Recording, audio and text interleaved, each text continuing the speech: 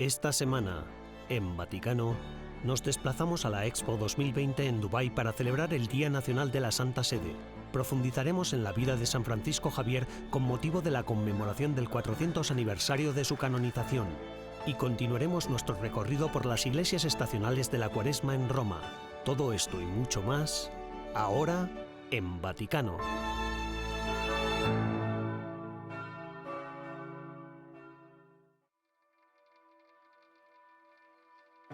La Santa Sede, la nación soberana más pequeña del mundo, cuenta con un pabellón representativo a nivel mundial en la Expo de Dubái.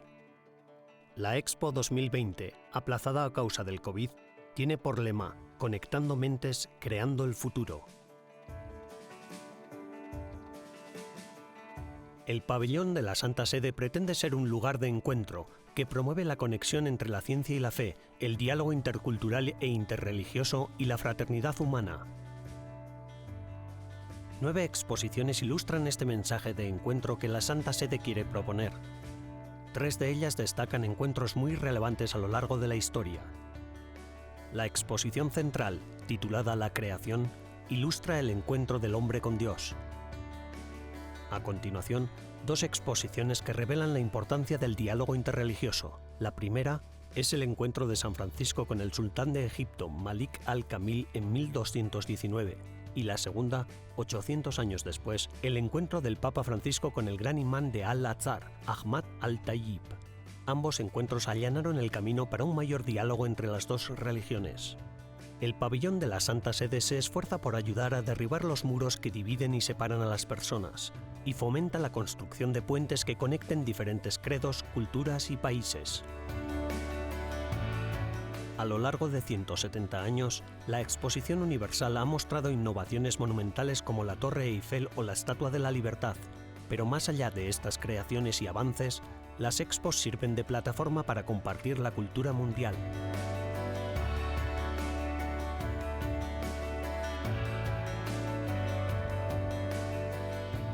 Como colofón a esta exposición mundial, el 19 de marzo se celebrará en Dubái el Día Nacional de la Santa Sede.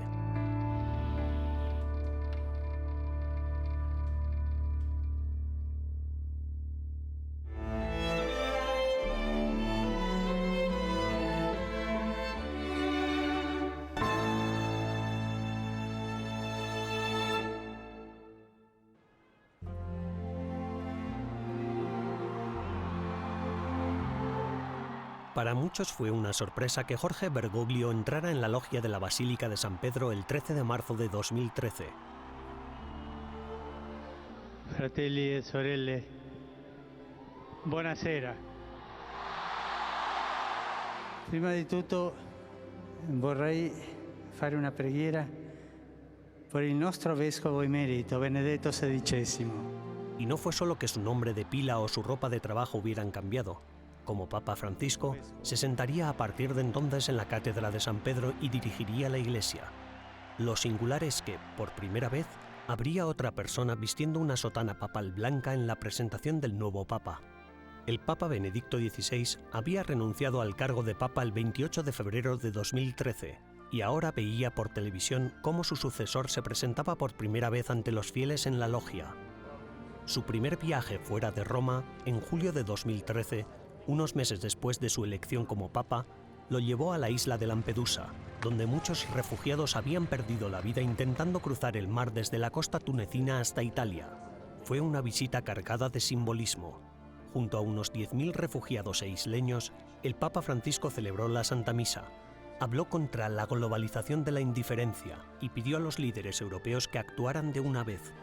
Poco después, el Papa voló a Río de Janeiro, Brasil, para la 28ª Jornada Mundial de la Juventud, donde jóvenes de todo el mundo dieron una calurosa bienvenida al recién elegido Papa. Queridos jóvenes, cuando vuelvan a sus casas, no tengan miedo de ser generosos con Cristo. El Santo Padre instó a los jóvenes católicos a que la liaran con la solidaridad, esperanza y fe en Jesucristo. El Papa Francisco ha continuado la tradición de sus 2 predecesores y ha visitado a los fieles en América, Europa, Asia y África, animando e instándoles a alzarse contra las injusticias. Si bien los observadores y los periodistas se han mostrado en ocasiones desconcertados sobre lo que el Papa Francisco quería decir con ciertos mensajes y entrevistas, sus declaraciones sobre la protección de la vida humana son claras y directas. De dirigirme a la Asamblea General en su 70º aniversario. Por ejemplo, en septiembre de 2020, el Papa no dudó en recordar a la Asamblea General de la ONU la necesidad de proteger tanto a la madre como al niño no nacido, expresando lo preocupante que es ver lo fácil y cómodo que se ha vuelto para algunos negar la existencia de una vida humana. Otro de los grandes retos de este tiempo para el Santo Padre es la lucha contra la crisis de los abusos en el seno de la Iglesia, continuando la limpieza en la Curia Romana y aplicando las medidas iniciadas por el Papa emérito Benedicto XVI. L'impegno di rendere giustizia alle vittime degli abusi operati dai suoi membri. 9 años después del inicio de su pontificado, las tareas del Papa Francisco no se han simplificado, ya sea por la crisis de los abusos, por el declive de los valores cristianos en Europa y América, por las persecuciones a los cristianos en muchos países, o por la guerra en Ucrania, que en cierto sentido parece estar a las puertas del Papa. La voz del Papa Francisco sigue siendo de aliento y de anuncio del Evangelio. A tutti auguro una buona domenica. Per favore, non dimenticatevi di pregare per me.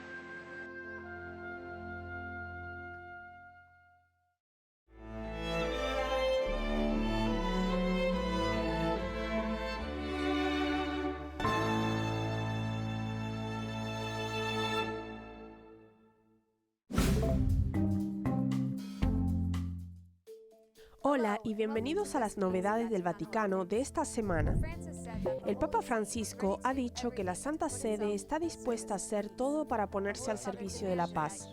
El Santo Padre exigió que se establezcan pasillos humanitarios para los refugiados ucranianos y calificó la guerra de auténtica locura. El limonero del Vaticano, el cardenal Konrad Krajewski, junto con el cardenal Michael Szczerny, viajaron a Ucrania para ofrecer ayuda y mostrar la cercanía del Papa Francisco a la gente. El cardenal Rainer Maria Belki ha presentado su dimisión como arzobispo de Colonia al Papa Francisco. En su carta pastoral de Cuaresma del 2 de marzo, el cardenal Belki explica que esta decisión personal se ha gestado durante sus 5 meses sabáticos que concluyeron el pasado miércoles de ceniza. Ha reflexionado sobre su actuación y la situación de la arquidiócesis de Colonia y ha dicho que está mental y físicamente agotado.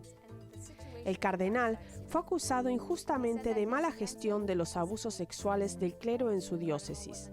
Tanto un informe independiente con expertos externos como una visita apostólica del Vaticano demostraron que no había incurrido en mala conducta alguna, sino que había cometido importantes errores de comunicación.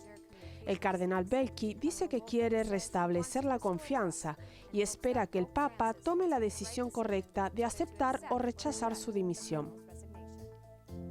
La Congregación para las Órdenes Religiosas del Vaticano ha pedido a todos los hombres y mujeres de vida consagrada que recen por la paz en Ucrania.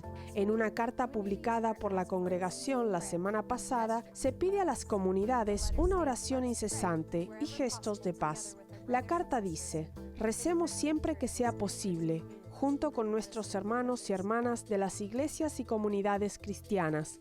Incluyamos a otros en la oración. El Vaticano anunció que el Papa Francisco visitará la República Democrática del Congo y Sudán del Sur en julio. Según la oficina de prensa de la Santa Sede, el Papa visitará los países africanos del 2 al 7 de julio, por invitación de los respectivos jefes de Estado y obispos. El Papa Francisco será el primer Papa que visite Sudán del Sur. El Beato Padre Tito Bransma y las monjas beatas Sor María Rivière y Sor María de Jesús Santo Canale pronto serán canonizados.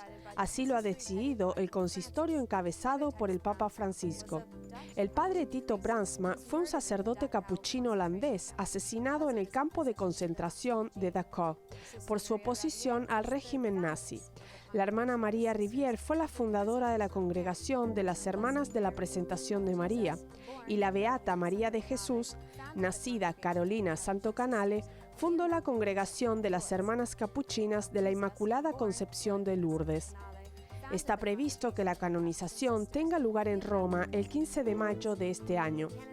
Ese mismo día también será canonizado el ermitaño francés Charles de Foucauld. Gracias por acompañarnos durante estas novedades del Vaticano de esta semana. Sigan disfrutando de lo que resta del programa. Desde Roma, Rachel Lance para EWTN Vaticano.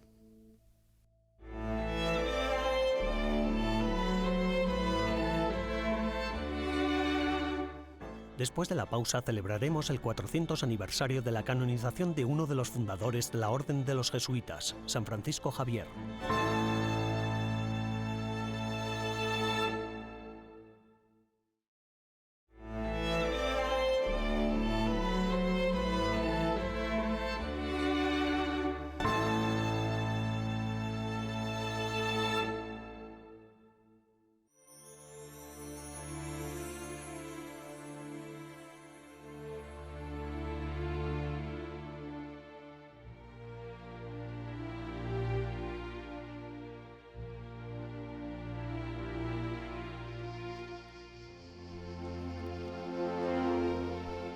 San Francisco Javier cobra vida en el nuevo docudrama de EWTN titulado San Francisco Javier, hasta el fin del mundo.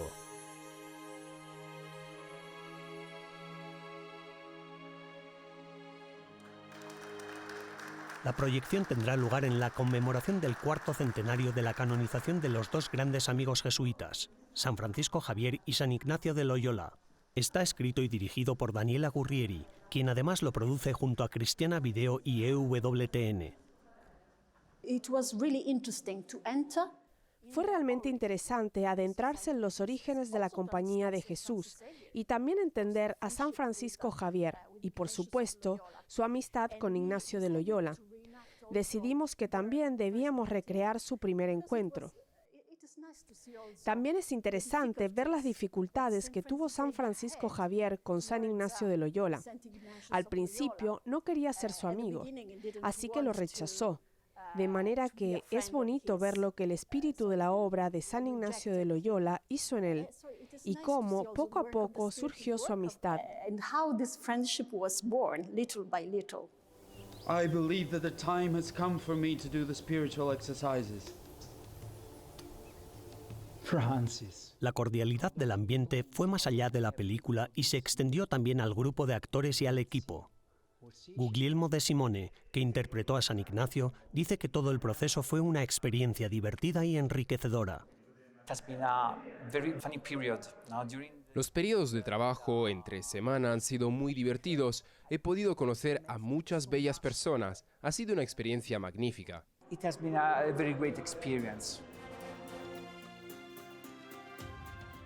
San Francisco Javier cobró vida para la película gracias a Indri Kiteza Shiroga, un joven actor albanés. Indri cuenta cómo este papel le ha ayudado a regresar a la fe. Lord, what do you want from me? In the years, let's say I was going a little bit far. Digamos que en los últimos años me estaba alejando un poco de la fe y créanme, esta película me ha acercado a la fe, a mi ser católico. La figura de San Francisco ha sido una guía, una luz para seguir y creo que siempre llevaré este papel en mi corazón, en mi mente, en mi cuerpo y en mi alma. A guide, a light for me. Paolo Ruffini, jefe del Dicasterio Vaticano para la Comunicación, señala que este docudrama es un recordatorio del poder del sacramento del bautismo. Me han parecido muy impresionantes las palabras sobre el bautismo, sobre la importancia de ser bautizado para establecer un vínculo eterno con Dios. Y creo que tenemos que redescubrir la importancia de ser bautizados, de ser todos uno, de construir la unidad del ser humano en todo el mundo a través de la conversión. When he is baptizing plenty of people in India. Cuando está bautizando a tanta gente en India, esa sensación de estar tan cansado, ¿sabes? Pero aquel día, tal y como se aprecia en la película, después de llevar la palabra de Dios por todo el mundo y de bautizar a tanta gente, de fatigarte del trabajo propio del misionero, fue tan hermoso. Bringing God's word all over the world. El estreno tuvo lugar en una de las salas de la Iglesia del Jesús de Roma, que es un lugar muy importante para la Compañía de Jesús y para ambos santos, San Ignacio y San Francisco Javier. Estamos muy contentos de estar aquí porque justo encima de nosotros, a un lado, tenemos la tumba de San Ignacio de Loyola y en el opuesto está el brazo de San Francisco Javier. El resto de su cuerpo descansa en la India, en Goa.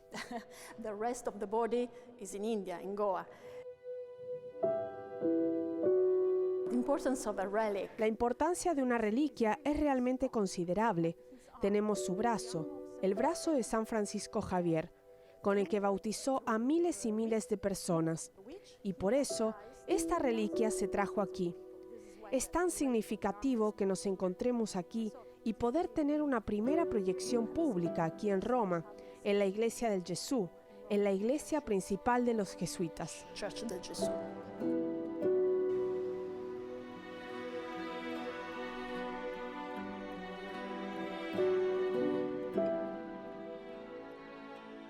Junto con San Francisco Javier y San Ignacio, también celebran su 400 aniversario de canonización la doctora de la Iglesia y fundadora de la Reforma Carmelita, Santa Teresa de Jesús, San Isidro Labrador, patrón de Madrid, y el santo romano San Felipe Neri, fundador de los oratorianos.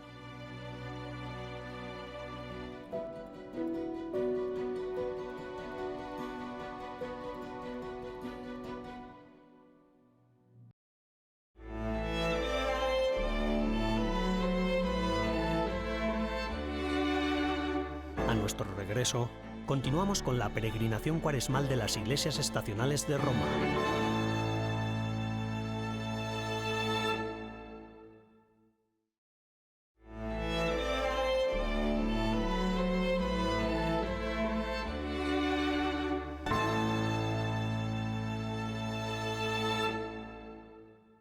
L'amore che strappa i capelli è perduto ormai, non resta che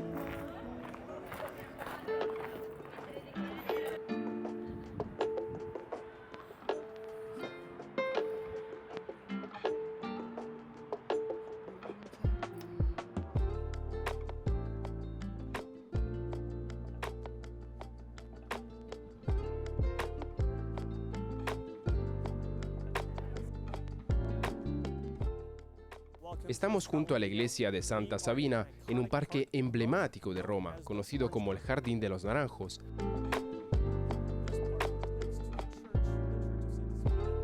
Aquí es donde, como vimos en anteriores Vaticanos, comienza la tradición cuaresmal de las 40 iglesias estacionales.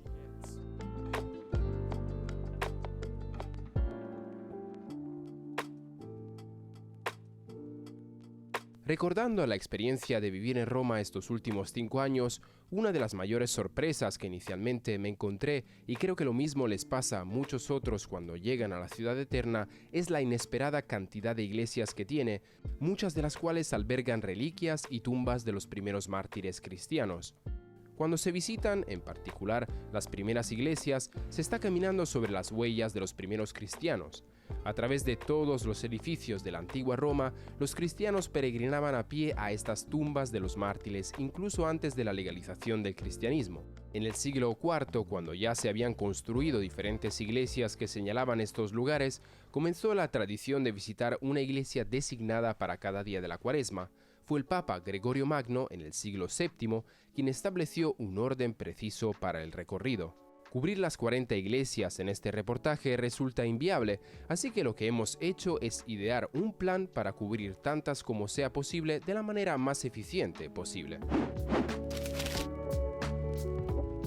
Vale, este es un plano típico de la ciudad eterna disponible en cualquier oficina de turismo, y aunque sigue siendo útil, hay otras formas de ayudarnos a decidir por dónde queremos empezar y a dónde queremos ir. Lo que hemos hecho es crear un mapa personalizado en Google en el que se pueden encontrar las 40 iglesias de forma virtual. Si están ustedes viendo este programa online, podrán encontrar el enlace al mapa en la descripción. Comencemos esta peregrinación cuaresmal. Después de visitar la Basílica de Santa Sabina, caminamos 10 minutos cuesta abajo desde el Aventino hasta la Basílica de San Giorgio al Velabro.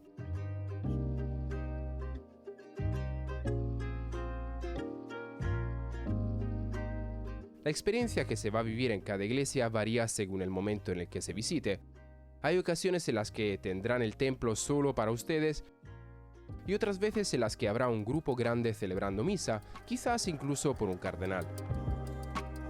Seguido vamos a otras a las que también se puede ir caminando y que a su vez nos permitirán contemplar lugares de la antigua Roma, como Santa Anastasia, que está junto al Circo Máximo.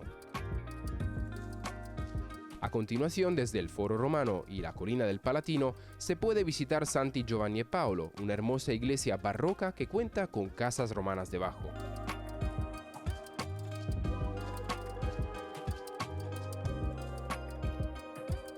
Bajando el camino desde el Coliseo está la Basílica de San Clemente.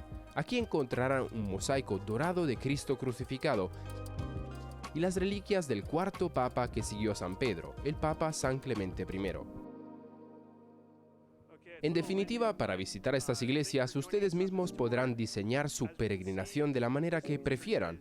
Pueden concentrarse en las iglesias mismas con tiempo extra para la oración, pueden compaginar la experiencia con diversas visitas a las antiguas ruinas o bien hacerse una idea de la vida romana en la actualidad.